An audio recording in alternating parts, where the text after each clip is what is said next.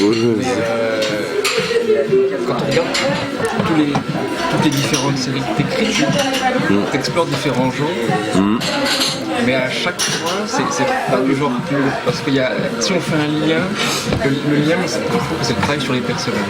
C'est vraiment central. Et t'explores le genre, mais à travers les personnages qui restent. On peut faire des liens, des personnages qu'on retrouve avec des thématiques qu'on retrouve dans chaque bouquin. Tout ça dans un récit. Bah écoute, j'avais un jour sorti cette phrase impérissable. On m'avait demandé ce que j'aimerais qu'il reste de mes albums et j'avais dit j'aimerais que les gens aient l'impression d'avoir rencontré des vrais gens dans mes bouquins. Et je crois que c'est toujours vrai 20 ans après qu'au moment où j'ai dit cette phrase. L'important pour moi effectivement c'est la rencontre et puis la rencontre avec les lecteurs et puis surtout le développement des personnages. J'ai plus envie qu'ils suivent une histoire par intérêt pour savoir quelle va être la destinée de la personne, comment elle va évoluer, comment elle va vivre cette histoire, que l'histoire en elle-même j'essaie quand même de faire des histoires qui sont intéressantes, mais c'est vraiment de la vivre à travers le filtre des personnages. Les vraies questions à chaque fois, c'est moins tant de savoir ce qu'ils vont faire, parce qu'effectivement c'est important, mais c'est la première étape. La deuxième étape, c'est de savoir comment le personnage, de par sa personnalité et par ce que je sais de lui, va vivre cet événement-là. Et tu te rends compte que suivant les personnages, c'est jamais de la même façon qu'ils le vivent, et c'est un peu ça qui fait que tu peux prendre finalement une histoire très très classique et la pervertir complètement avec un personnage qui va... Je dis souvent, c'est un peu ce qui s'est passé avec Lloyd Singer, c'est-à-dire l'idée c'était d'avoir des aventures à la Largo Winch avec un personnage qui n'est pas Largo Winch et voir en fait ce que les différences entre les deux personnages changeaient à la façon de raconter l'histoire. Et en fait tu te rends compte que suivant les personnages, la même histoire tu la racontes complètement différemment, voire même complètement à l'opposé des fois. Là où Largo Winch aurait pris la route, Lloyd Singer va se réfugier dans sa famille et tu te retrouves dans un appartement. Et quand tu parles de Lloyd Singer, donc normalement cette année, se termine la série. Non, oui, l'album sort en avril. Et effectivement, ce sera le dernier tome, à mon grand dam, puisque j'aurais aimé que ça dure. J'avais encore une vingtaine d'histoires à raconter. Je pense que ça aurait pu être le personnage qui m'aurait suivi toute ma carrière facilement. Bon, faute de combattants, comme on dit, on va s'arrêter là, mais c'est avec grande tristesse. Mais je pense que le tome 8 est le meilleur de la série. C'est assez rare les séries qui démarrent plutôt bien et qui se terminent encore. Tu ne pourrais pas revenir dessus, mais en maquillant un peu le titre ou Encore on l'a déjà maquillé une fois pour faire jeune. Effectivement, ça a un peu perturbé les lecteurs. Je pense que le fait de passer, même si moi j'étais pas super fan du titre Maccabi, qui avait été un petit peu, au début vraiment l'idée c'était, moi j'avais écrit la série sous le nom Lloyd Singer, donc quand on m'a proposé de le titrer Maccabi, j'avais trouvé qu'effectivement le nom était peut-être plus percutant et plus facile à retenir. C'est trouvé que les gens avaient du mal à comprendre ce que Maccabi recouvrait, quoi. Il y en a même qui pensaient que c'était une histoire japonaise, puisque Maccabi Wasabi c'est pas super loin. Et donc quand la série est passée chez Bamboo, on s'est dit qu'on allait reprendre le titre original, mais on a perdu quasiment tous les lecteurs de Maccabi qui n'ont pas compris, vu que c'était la suite de Maccabi. Mais c'est vrai que ça devenait de plus en plus perturbant ce titre de Maccabi, parce que le personnage de Maccabi en lui-même était de moins en moins présent. Parce que pour moi depuis le départ c'était une anecdote dans la vie de Lloyd Singer, ce personnage de Maccabi, qui était fondateur de sa personnalité mais qui n'avait pas plus d'importance que ça, on va dire. Et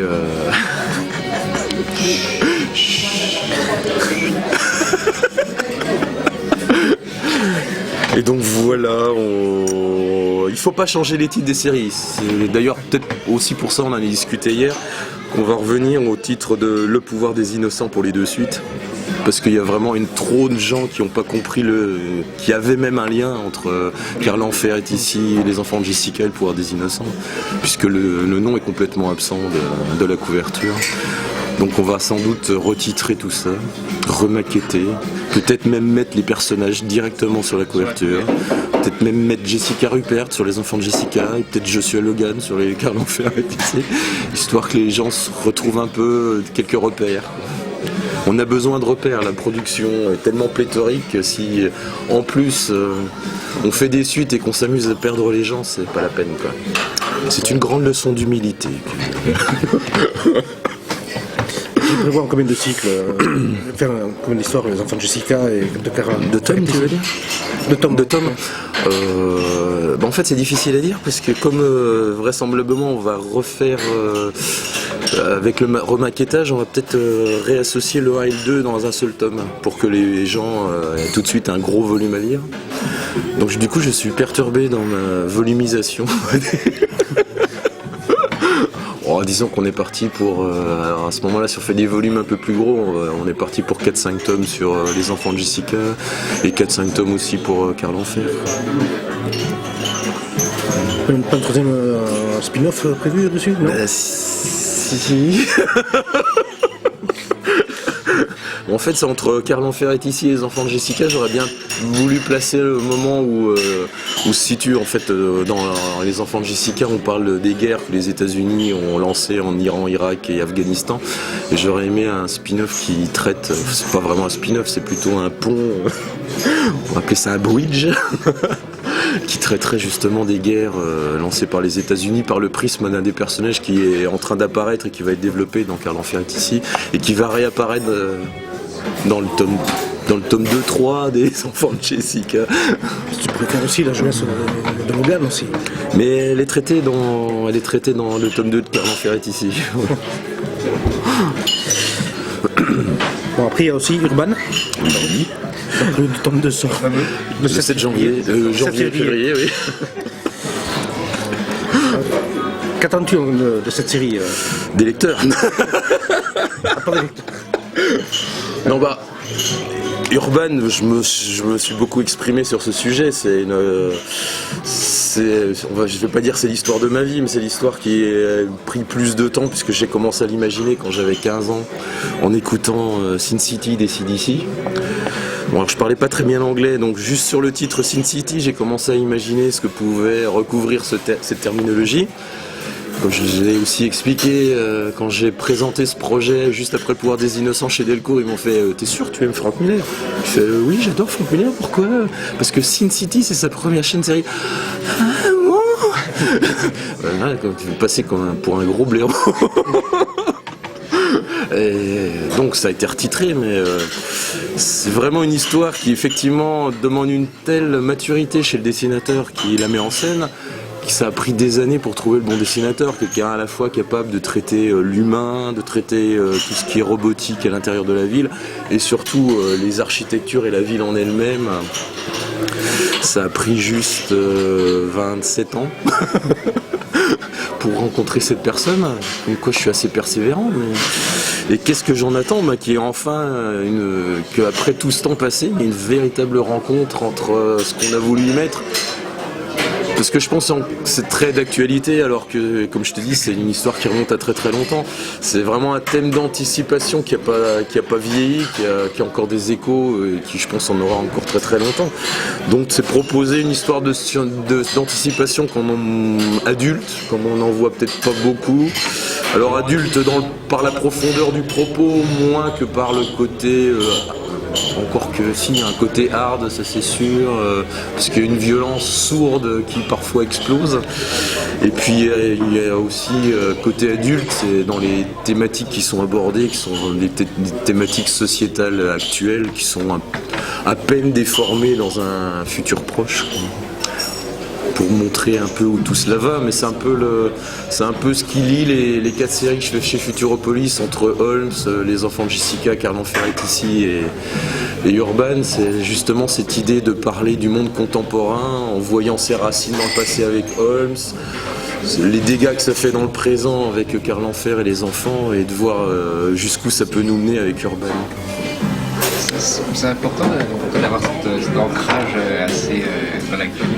Ce qui se passe, c'est à la fois de chercher les sources et de projeter un peu la vie. Mais en fait, comment dirais-je, j'étais une burne. Tu vois le mot burne.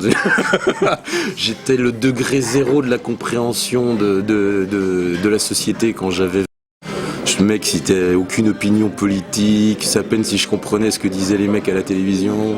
Enfin, je voyais bien qu'ils avaient des choses importantes à nous dire, voire à nous cacher, mais je ne comprenais rien. Donc, en fait, je dis parfois que j'ai commencé à écrire comme Arnold Schwarzenegger a fait du culturisme, c'est-à-dire que parce qu'il était tout petit et maigre, il a décidé de devenir un homme fort. Moi, j'ai commencé à écrire pour essayer de comprendre la société. Et du coup, c'était tellement le centre de ma recherche que finalement, je vais pas dire c'est devenu mon fonds de commerce, parce que ça serait un peu léger de dire ça, mais c'est vraiment ce qui me passionne, quoi. D'essayer de comprendre pourquoi on en est là et où on va, quoi. Et en même temps, à la fois il y a cette idée-là, mais on a toujours aussi un récit avec une histoire construite, avec des personnages. On n'est pas juste sur un récit social, il est toujours ancré quand même dans une vraie histoire. Et moi je viens du mainstream. Enfin, mêle les deux.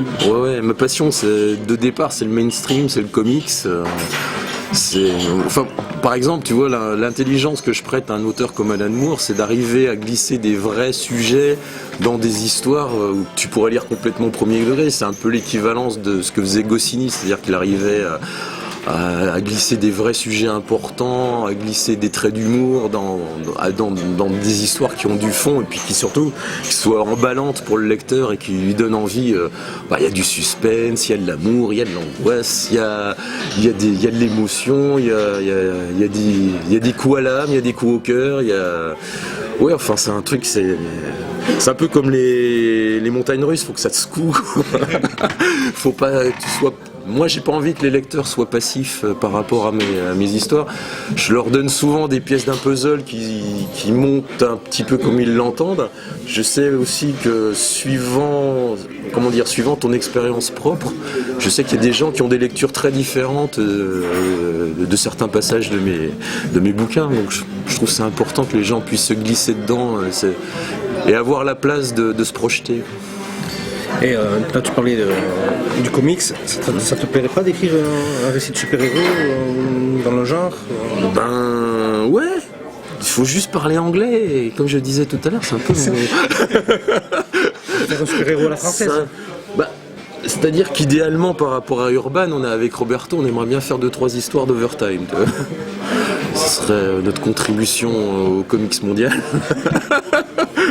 Mais c'est vrai que j'ai introduit le personnage d'Overtime dans Urban.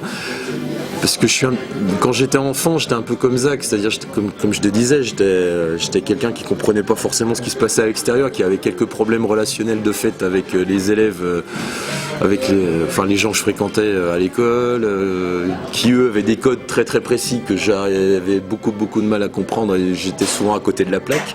Donc j'étais un peu le vilain petit canard de la classe. Ouais, je sais, ça a vachement changé. Et pourquoi je dis ça? Ah oui, et en fait, il y a beaucoup de choses. On dit souvent que les comics, c'est des choses très artificielles et très vides. Au contraire, moi je trouve que c'est des choses qui ont été très très importantes pour faire comprendre comment fonctionne le monde et ancrer certaines idées, voire en avoir des nouvelles. Frank Miller, par exemple, m'a beaucoup aidé à devenir un fasciste. Non, mais j'ai compris beaucoup de choses en lisant Frank Miller et Alan Moore. C'est vraiment les deux personnes qui sont à l'origine justement de cette envie, comme eux, de faire de la BD qui tape au cœur de la société. Et voilà, je voulais que Zach, qui est un personnage qui a été élevé à la campagne, qui n'a jamais été vraiment en contact avec les autres, puisque c'est des campagnes très désertées où c'est plutôt des grandes exploitations robotisées, donc les gens sont très très éloignés les uns des autres. C'est quelqu'un qui finalement n'a fait que grandir avec l'entourage de son père, sa mère et sa sœur, et qui a compris ce qu'il avait envie de faire dans la vie, c'est-à-dire devenir pas un justicier, mais quelqu'un qui sert la justice. Il l'a compris à travers un super-héros, et c'est un hommage très très autobiographique en fait, parce que moi-même je voulais devenir un super-héros. Je sais que je ne le serai jamais.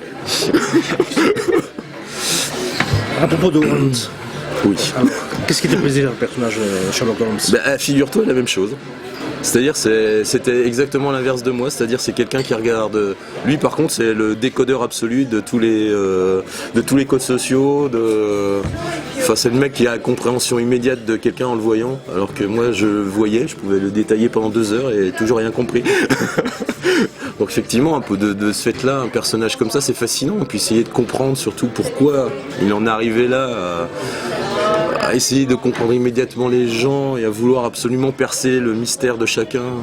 C'est ce qu'on développe dans Hobbes. Je ne développerai pas trop pour ne pas dévoiler trop de choses, mais effectivement on en est carrément allé au cœur de ce questionnement. C'est pourquoi il en est arrivé là. Bon, après il y a aussi la mémoire dans les poches, je crois que la série n'est pas encore terminée. Non, il y a encore un tome 3 qui arrive. Alors là c'est certainement la série la plus autobiographique que j'ai jamais écrite, puisqu'en fait le personnage du père et de la mère, il y a des gros bouts de mon papa et ma maman dedans. Et le personnage du fils, c'est un peu un mix entre mon frangin et moi, quoi. Pas physiquement, hein, parce que... mais en tout cas dans la relation qu'il a avec ses parents, il y a beaucoup de choses personnelles. Après le contexte, c'est vraiment un pur contexte de fiction, ce qui a permis d'ailleurs à ma mère de lire La mémoire dans les poches sans reconnaître. Elle m'a dit mais non, c'est pas ça. Alors que d'habitude dans les autres séries elle cherche qui correspond à notre famille, là elle a regardé ce qui ne correspondait pas. C'était un jeu pour ta mère alors. Mais voilà, tout à fait. Donc voilà. Heureusement elle a vu assez de choses qui ne ressemblaient pas pour juger que ça ne parlait pas trop de notre famille. Et le prochain tome est prévu pour quand alors? Ben écoute, c'est difficile parce que comme moi j'ai bugué sur ce tome 3 qui était extrêmement personnel, puisque pas en filigrane, c'est un peu le sujet du tome 3, ça parle de la mort du père et ça évoque la mort de mon papa. Sur les 6 premiers mois de recherche et d'écriture, d'habitude au bout de 2 mois j'arrive à écrire quelque chose, là au bout de 6 mois il n'y avait toujours rien d'écrit et je sentais que c'était pas près d'arriver. Donc ça a été un moment de panique totale, mais panique qui s'est un peu répandue sur tout le reste. Et pendant un an, une bonne année, 1 an et demi, avec un passage sur le divan d'une psychanalyste, il a fallu que je remette un peu les compteurs à zéro pour essayer de comprendre pourquoi j'avais pas réussi à écrire cette histoire, pour pouvoir justement revenir en forme et à réussir à écrire tout ce que j'avais à écrire, tout simplement. Et voilà, donc maintenant, de fait, Étienne Leroux a dû prendre du travail en m'attendant, et il a eu beaucoup de succès. C'est vrai que La mémoire dans les poches l'a bien ancré en tant qu'auteur, en tant que dessinateur très très intéressant et capable de vraiment mettre très en avant l'humanité de ses personnages. Et du coup voilà quoi, j'attends qu'il soit un peu libre pour qu'on commence vraiment à dire que le tome 3 est en route. Maintenant c'est plus un secret je crois, tu reprends Bob Moran. C'est pas du tout un secret. Non, mais ils y tiennent beaucoup à ce que ça se sache. Pourquoi qu'est-ce qui te plaisait dans ce personnage? Ses yeux surtout. Moi, ce qui m'a plu dans le personnage de Bob Moran, c'est 2 choses. C'est la liberté que le Lombard me laissait. C'est-à-dire que ça fait des années qu'on voit des reprises et qu'il y a une espèce de façon de figer un personnage qui est très connu dans une époque, dans une façon de l'écrire, dans une façon de le dessiner, qui moi me pose beaucoup de problèmes parce que je trouve ça totalement inintéressant.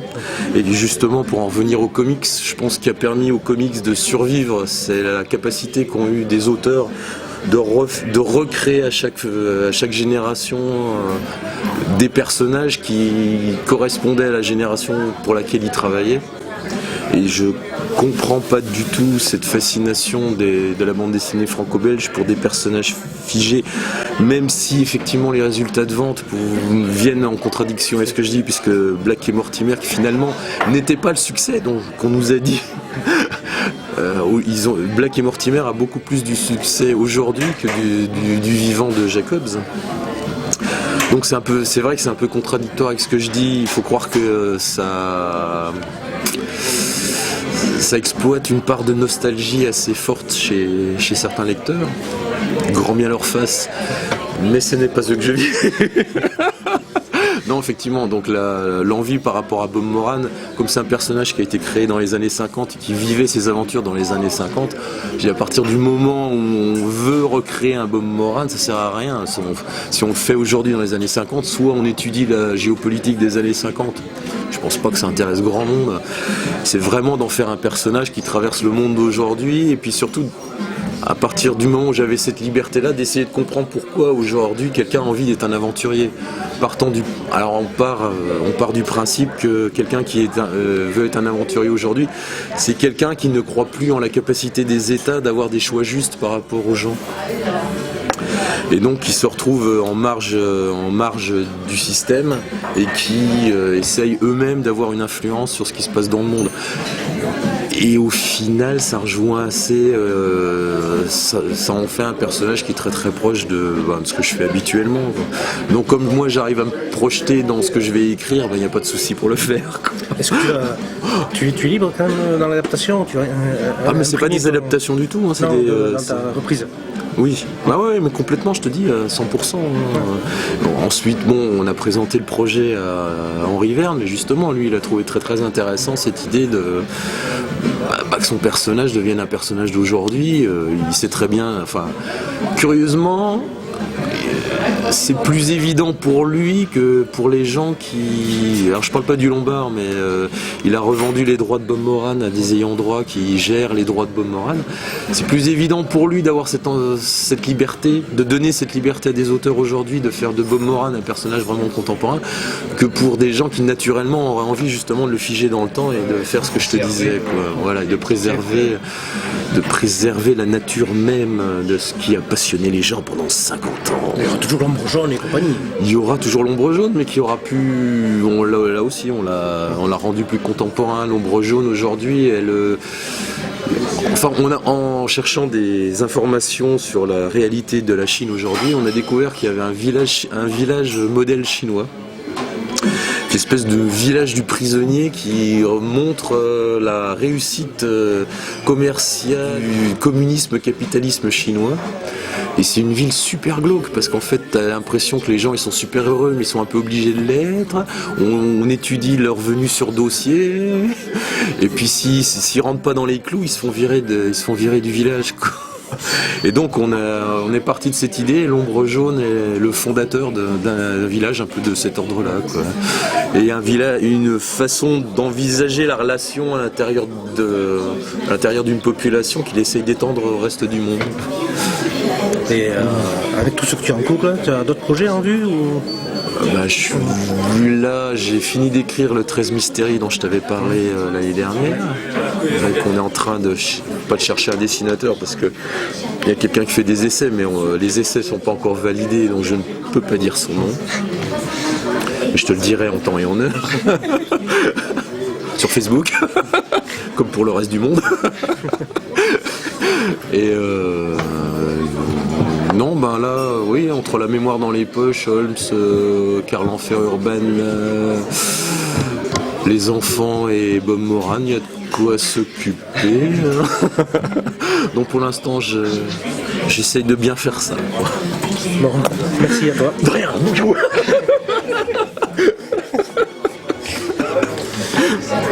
Bon, on commence alors? On va le café. On commence? On est obligé de filmer parce que franchement, moi je préfère la radio à la télé, hein, soyez honnête. Non, mais après, il te prend la tête. Hein. Il filme que les mères en fait. Oui, il filme que les mères. C'est ma mère, c'est ma maman qui va être contente. Après, ouais. Bon, bonjour Luc. Bonjour David.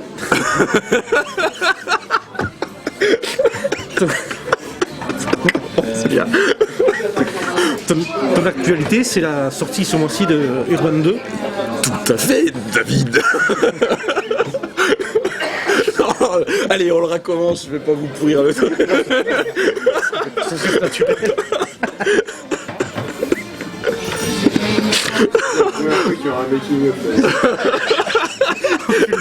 On fait les bêtisiers.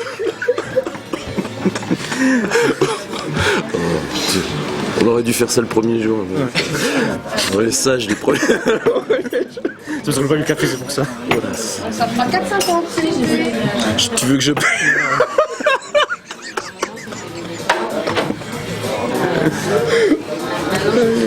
Bon, allez.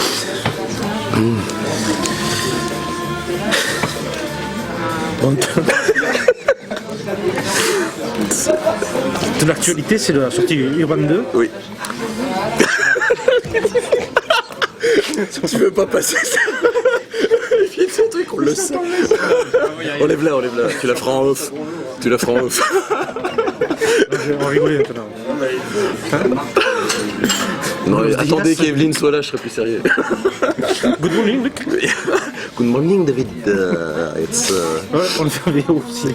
my actuality is the sortie of the second tome of Urban. An amazing story about science fiction and anticipation.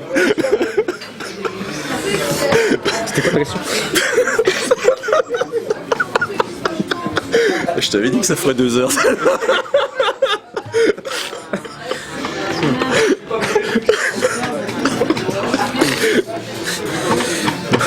Mais tu n'es pas un journaliste d'investigation, non?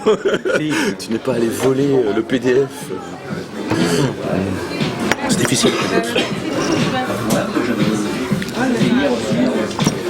Ces premiers bouquins, je préfère imprimer que sur écran, c'est bizarre. Ouais. D'habitude, sur écran, t'as une jolie lumière derrière. Et là, justement, la lumière, ça faisait trop joli. Les lumières sont beaucoup plus glauques imprimées. Ça va bien avec l'album.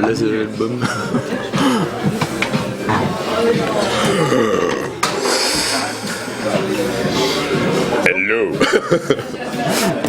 Bonjour. Bonjour. Donc nous te retrouvons au Festival d'Angoulême cette année pour le 40e festival d'Angoulême. Pour les qui retournent. Tu as eu quelques nouveautés en 2012. Oui. Le 7 février sort Urban 2. Oui. Et cette année est aussi une année où tu as beaucoup de... Non. Si. Non, je t'assure, non. Tu as au moins un livre qui sort. 2. Après 2014. Bon, après, beaucoup, ça fait 15 jours de la production de Corbéran. Oh putain. J'allais pas dire De Eric, mon ami. Non, je voulais pas. Ça, ouais. Je te sens plus stressé que moi, donc. Il faudra beaucoup de... un gros travail sur le montage. En fait, ça va faire... Bonjour. Oui. Finalement, Avec des positions de corps différentes, c'est ça qui va être curieux. En fait, c'est la première fois que tu fais les interviews filmées, c'est ça? non, j'ai fait hier. Non, mais je veux dire, c'est la première fois à Angoulême, c'est la première fois que vous te démenez. Non, T'avais déjà fait avant? Ouais, le filmer, c'est dur. Hein. Non, hier, on n'a pas rigolé hier. C'est sérieux. C'est avec qui que je sache? Avec Eric Robert. Non, pas avec lui. Non, mais ça aurait pu. Il y a au moins 32 raisons de l'interview. Vas-y, pose ta question.